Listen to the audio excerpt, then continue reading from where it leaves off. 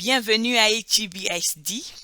Cette vidéo est essentiellement pour les parents du primaire. Ça, c'est la vidéo 1. Nous aurons une seconde vidéo. Cette présentation est offerte par les départements de l'engagement familial, de la sensibilisation communautaire et du soutien aux enseignants. Nous sommes heureux que vous soyez ici et nous voulons que vous sachiez que nous sommes là pour vous soutenir et qu'il suffit seulement d'un email ou d'un coup de téléphone. Je suis Bijou Fourard et je suis dans le département de l'engagement familial.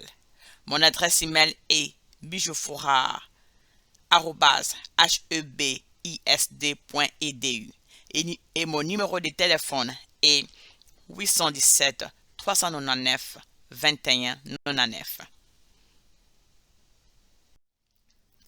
Nous sommes ici pour vous aider à comprendre comment les choses fonctionnent à l'école. Partie 1 sur 4. Nous parlerons de points suivants. Pourquoi la participation des parents est si importante? Nous parlerons également du calendrier de district, calendrier scolaire, structure scolaire et administratif, alimentation des enfants, retour au plan d'apprentissage, méthode de communication entre l'école et les parents, et puis soutien technique. Pourquoi l'engagement de la famille est si important? En règle générale, les parents ou tuteurs de l'enfant sont très impliqués dès le début de l'éducation de leur enfant, c'est-à-dire du pré-K jusqu'en 3e année. Plus l'enfant grandit, plus il devient indépendant, de sorte que les parents et les membres de la famille n'insistent pas souvent. Cependant, nous savons par expérience que même les élèves du secondaire ont encore besoin du soutien de leurs parents ou de leurs membres de famille.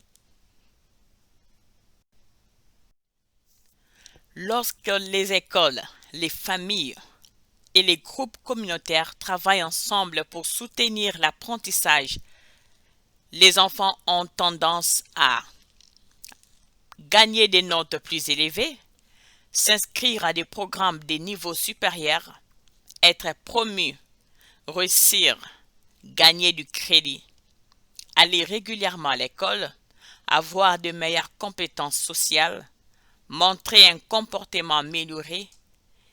Les enfants aiment mieux l'école et ont la possibilité d'être diplômés et aller à l'université. Parlons maintenant du calendrier scolaire. Les couleurs sur les calendriers ont une signification. Les carrés rouges sont pour les vacances des élèves et du personnel. Les carrés verts signifient une sortie anticipée. Les élèves du primaire sortiront à 11h50. Les élèves du premier cycle du secondaire, les élèves du junior high, sortiront à 12h30.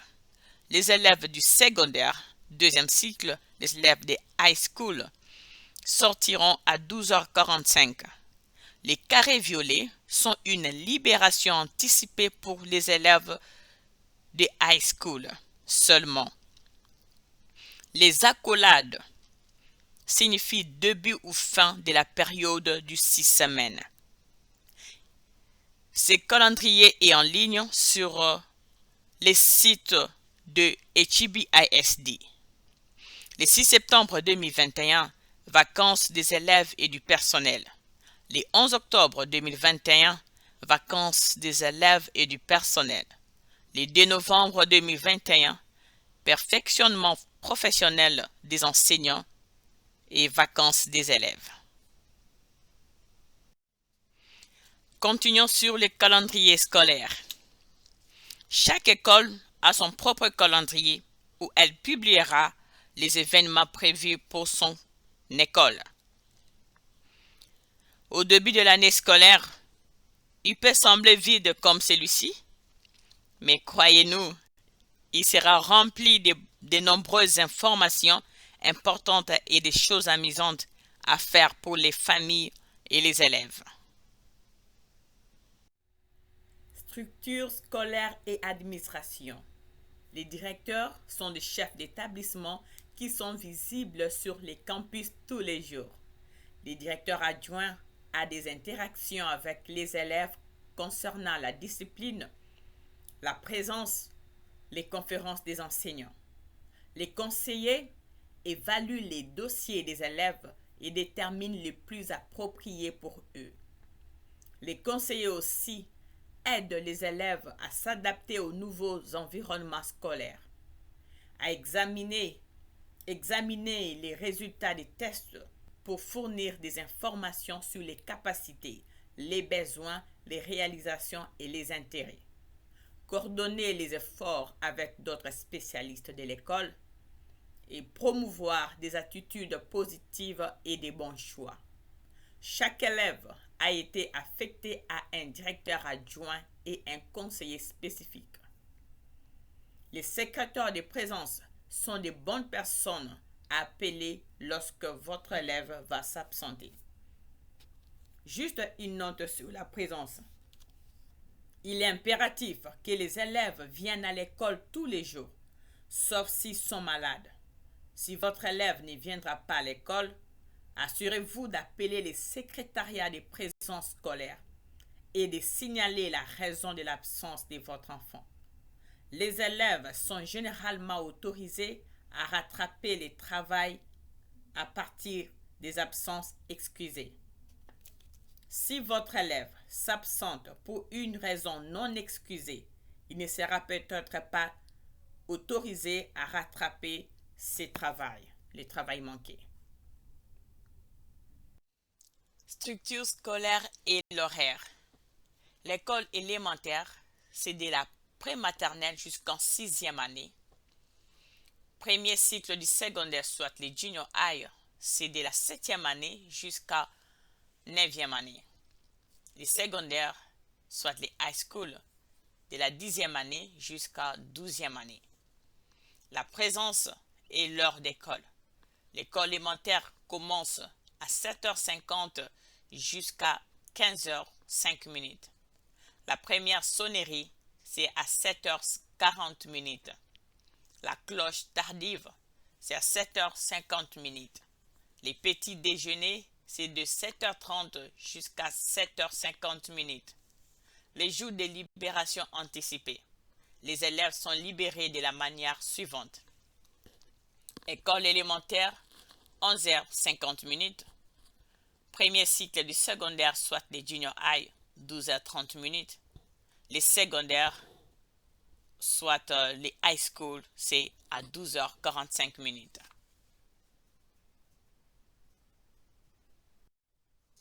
La présence quotidienne compte chaque jour.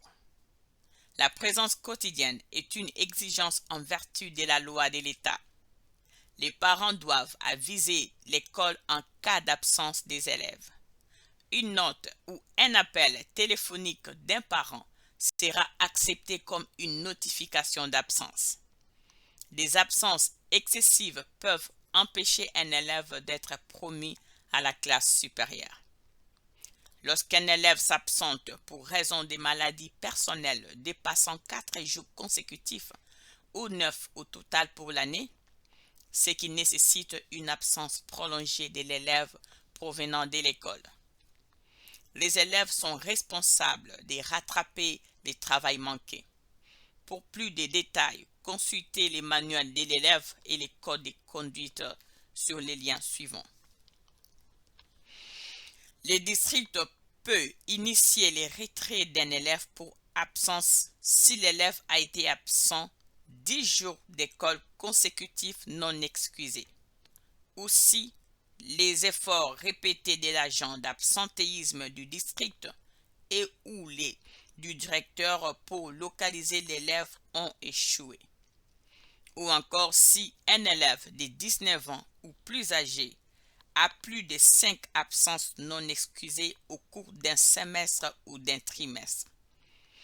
Un élève ne recevra pas de crédit pour une classe ou une année scolaire à moins qu'il n'ait maintenu un minimum de 90% d'assiduité au cours de ces semestres ou trimestres. Les élèves des primaires, l'école commence de 7h50 jusqu'à 7h, jusqu'à 15h05. Les élèves de junior high, l'école commence de 8h juste jusqu'à 15h30. Les élèves de high school, l'école commence de 8h45 jusqu'à 15h45. La nutrition d'enfants. Les repas des cafétérias sont gratuits pour tous les élèves de HEB-ISD toute l'année. Le petit déjeuner et le déjeuner. Nous avons encore besoin de vous pour faire une demande des bénéfices des repas à schoollunchapp.com. Appelez, soit vous pouvez appeler au 817 399 2120 ou encore vous pouvez envoyer l'email à chadnutrition@hebisd.edu pour plus d'informations. Retour au plan d'apprentissage. Veuillez consulter le site web de HEB-ISD pour les mises à jour tout au long de l'année. Lorsque nous sommes revenus à l'école cette année, toutes les classes étaient en personne sur les campus. Chaque élève a reçu un appareil électronique. Les élèves de la primaire à la deuxième année ont reçu des iPads et les élèves de la troisième jusqu'à la 12e année ont reçu des Chromebooks, ordinateurs portables. Si une famille compte plusieurs élèves dans son foyer, un appareil par élève a été délivré.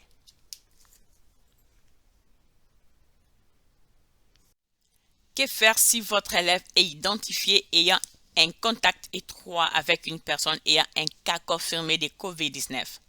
Toutes les familles avec des élèves identifiés comme étant en contact étroit avec une personne ayant un cas confirmé de COVID-19 seront avisées par l'infirmière scolaire.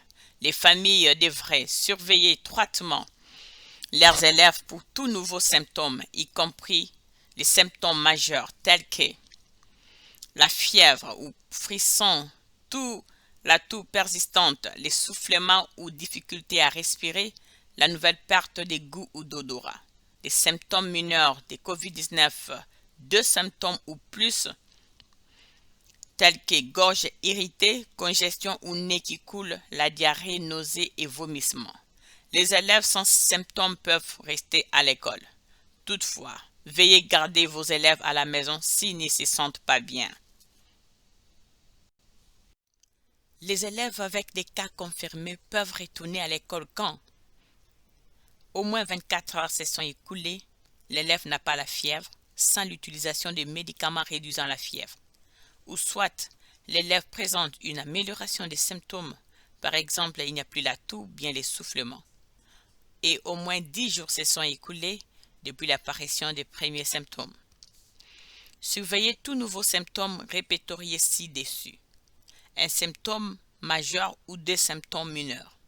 Vous pouvez continuer à fréquenter l'école si vous ne présentez pas un symptôme majeur ou 2 symptômes mineurs. Surveillez tous symptômes supplémentaires ou aggravation des symptômes chroniques, tels que les symptômes d'allergie. Consultez un médecin et ou un test de COVID si des symptômes nouveaux ou changeants surviennent, s'aggravent ou ne sont pas gérés avec un traitement normal. Recherchez des soins immédiats ou d'urgence en cas de difficultés respiratoires, de pression thoracique ou de douleurs, de nouvelles confusions, d'incapacité à rester éveillé, des peaux pâles, grises ou bleues, des lèvres ou des lits d'ongles. Contactez l'infirmière du campus et ou l'administrateur si votre enfant commence à présenter des symptômes ou un résultat de test positif. Des instructions vous seront fournies lorsque vous pourrez retourner sur les campus. La pratique continue d'un bon lavage des mains est très importante pour prévenir la propagation du COVID-19, ainsi que d'autres maladies contagieuses. Couvrez la bouche et le nez lorsque vous toussez ou éternuez. Gardez vos mains éloignées de votre visage et portez un masque facial sont également efficaces pour prévenir la propagation de toute maladie respiratoire. Une notification à l'échelle de l'école sera également envoyée à toutes les familles et au personnel. Il nous faut tous pour arrêter la propagation et garder le personnel, les élèves et les familles de HBISD en bonne santé. Distribution de l'appareil et accord d'utilisation de la technologie par les élèves et les parents. Chaque élève du district devra avoir accès à un appareil pour participer efficacement à l'enseignement en classe. Veuillez lire l'accord d'utilisation de la technologie. De plus, le formulaire est disponible dans la langue arabe, française et espagnole. Les familles sont responsables des appareils perdus ou endommagés. Les districts ne considèrent pas un téléphone portable comme un appareil approprié pour accéder à l'apprentissage en ligne.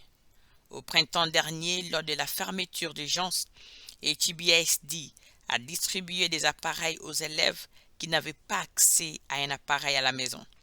Cependant, en raison des ressources limitées, les districts n'étaient en mesure de délivrer qu'un seul appareil par famille à ces moments-là.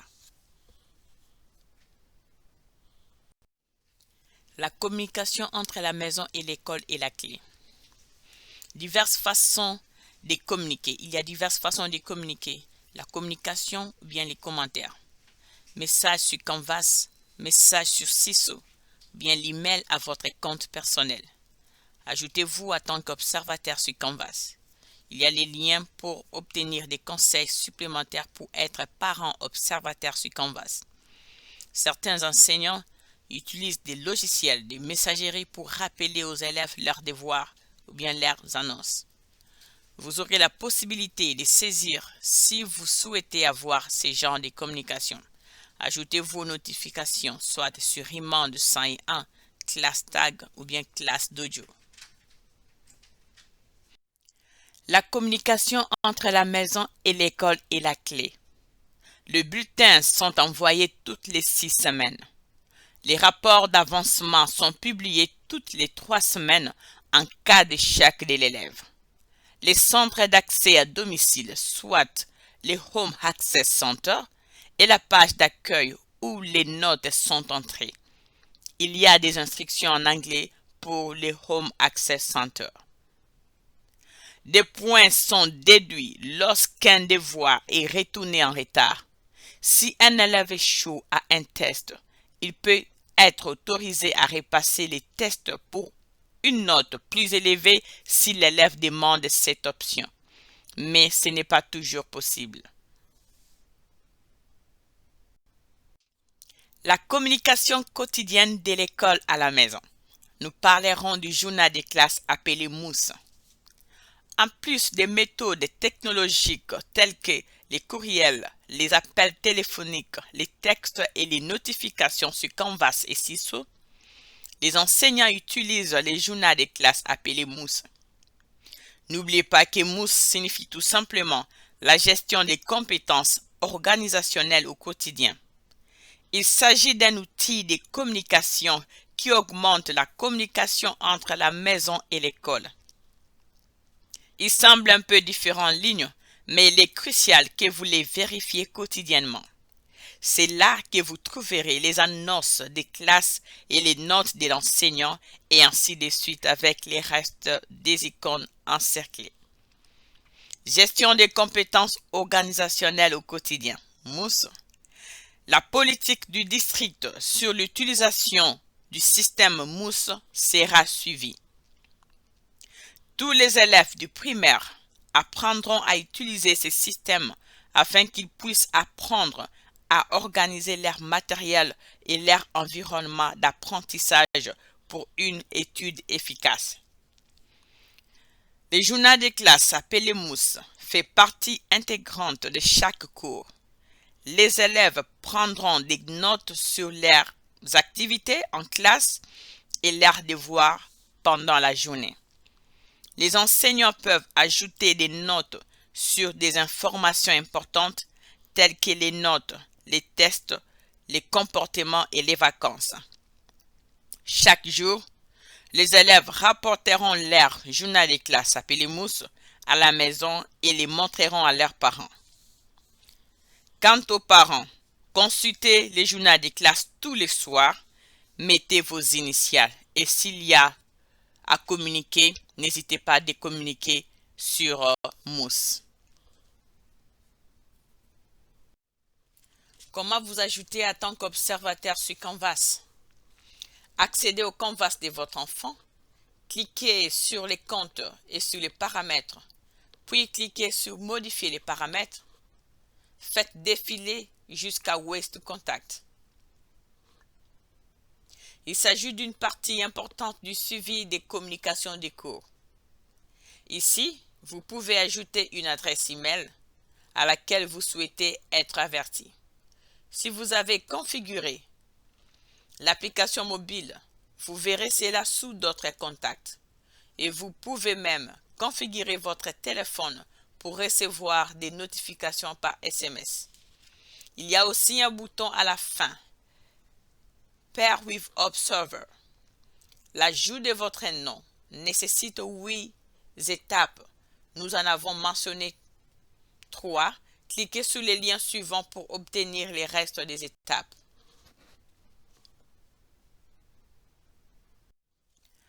Comment activer vos notifications? Cliquez sur Notifications pour personnaliser quand et où vous serez notifié. Dans quelle page de notification? Vous pouvez être précis sur ce dont vous souhaitez être informé. À quelle fréquence et sur quel appareil? Pour les emails, vous pouvez choisir d'être notifié tout de suite avec un résumé quotidien, avec un résumé hebdomadaire ou pas du tout.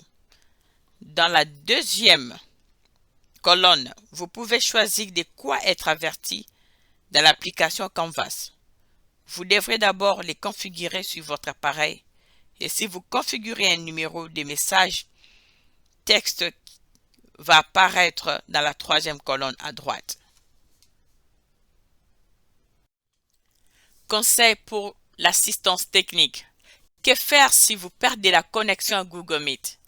Essayez de rejoindre la réunion. Vérifiez les liens de la réunion dans Canvas. Si vous ne parvenez pas à rejoindre la réunion, continuez avec les activités d'apprentissage Canvas et consultez l'enregistrement Google Meet ultérieurement. Cliquez pour accéder aux ressources d'auto-assistance de Google Meet. Que faire si Canvas ou Internet ne fonctionne plus? Contactez l'enseignant pour lui faire part du problème. Effectuez toutes les tâches ou activités auxquelles vous pouvez accéder. Essayez de vous connecter plus tard pour terminer les activités avant 23h59. Cliquez pour les ressources d'auto-assistance Canvas. Si les problèmes avec Canvas persistent, demandez une assistance technique. Si vous avez des questions, n'hésitez pas à nous contacter. Nos coordonnées sont là.